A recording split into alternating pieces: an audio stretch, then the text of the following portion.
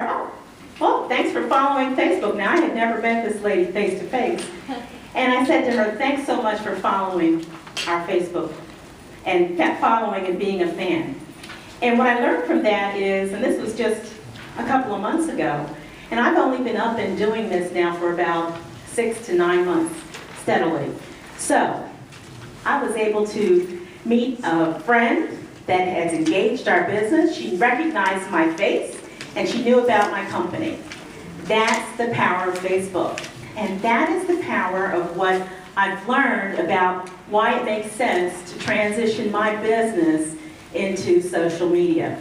So I call my presentation Transitioning Your Traditional Business to Social Media, or are you on the train or are you on the platform? And you know, if you take a train and you're on the platform and the train is passing you by, or you're late to the train, you miss it, and you can't catch it again. And that's where I felt. I felt like I was on the platform. And what made me change is that I experienced this last recession, and things changed drastically in my business.